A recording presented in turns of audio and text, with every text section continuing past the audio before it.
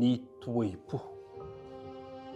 Ny toepo izany lohateny tsotra mazava izany no anasakanao iaraha midinika amin'ity androany ity, manasanao ahatratra amin'ny farany.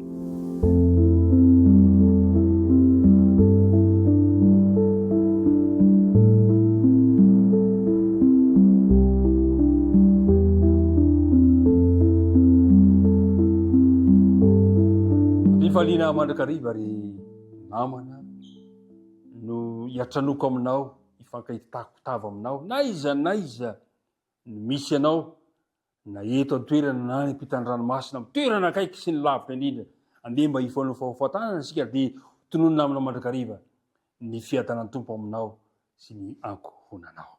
Andeha ry ny andinina tao tadina no anomboantsika mandrakariva izao fiarahana izao. Hebreo 4 ka ny andininy 12 manao hoe fa verina sy mahery ny tenin'Andriamanitra ka maranitra no sabatra roa lela ka manindro hatramin'ny fampisarahana ny aina sy ny fanahy, ny tonona sy ny tsoka, ka mahay mamantatra ny eritreritra sy ny fisainan'ny fo.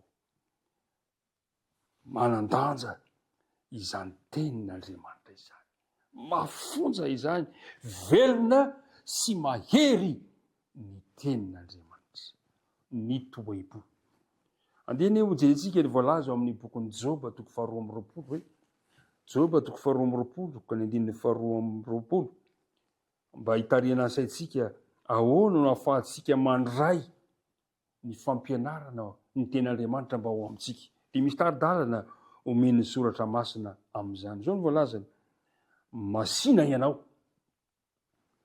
mandraisa fampianarana avy amin'ny vavany ary alatsao ao am-ponao ny teniny.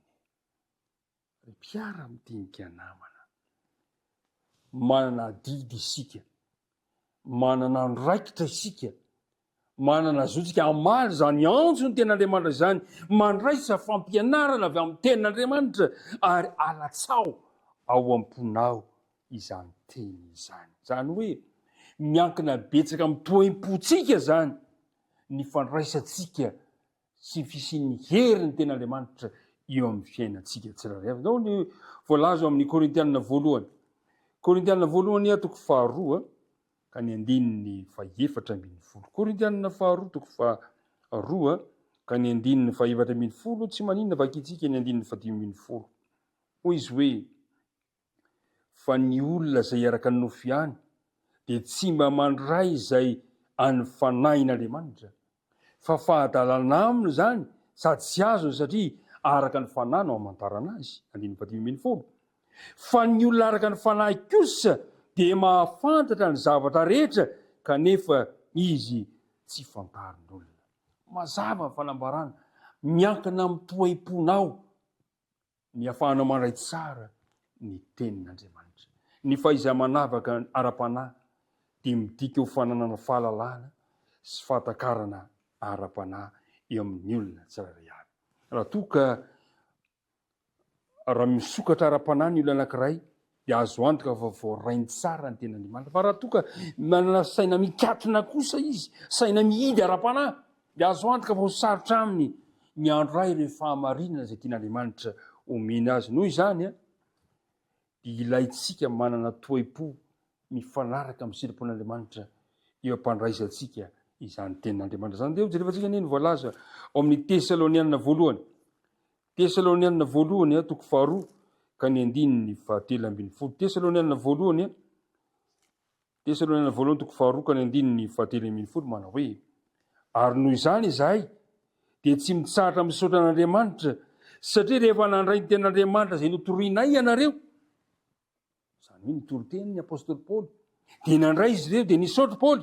Hoy izy hoe dia tsy noraisinareo tenin'olona fa arak'izay marina dia tenin'Andriamanitra izay miasa ao anatinareo izay mino koa. Mpiara midinika namana androany, raiso tenin'Andriamanitra ho anao ny voalazan'ny Baiboly. Raiso ho tenin'Andriamanitra anao izay hanovanao, hanamboatranao, hiasa ao anatinao ny tenin'Andriamanitra. Miasa ao anatsika ny tenin'Andriamanitra. Tady ho tsara miasa ao anatitsika ny ten'Andriamanitra rehefa mino isika. Rehefa manokatra ny baibolinao anao ka mino fa manana zavatra ho lazaina aminao Andriamanitra, dia tadio fa hiteny aminao tokoa izy ary asa eo amin'ny fiainanao. Mpiara-midinika namana, vao misokatra ny baiboly dia miteny aminao Andriamanitra.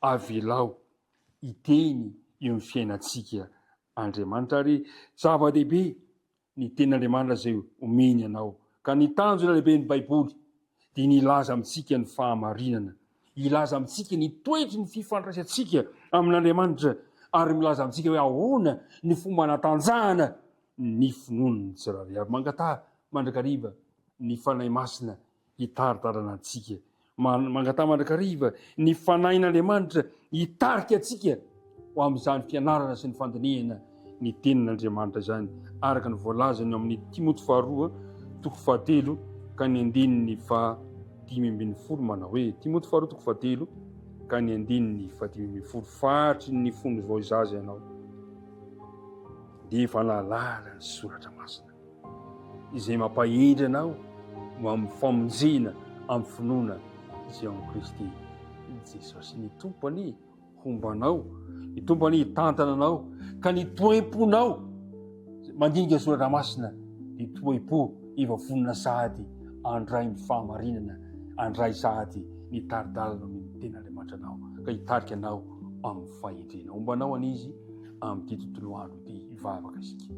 Andriamanitra dia hirizo ao am-ponay ary ataovy zava-misy fanandramanao tena izy amin'ny fiainanay izany teninao izany, ka nananay toem-po mifanaraka amin'ny siriponao raha mandinika ny teninao izay. Tombo hoe raha mandrakariva eo amin'ny fiainanay, tantano izay mandritra ity tontolo andro ity, aoka ianao hiara-dalana aminay. Tononona sainga tany mivavaka, anara Jesosy. Amen.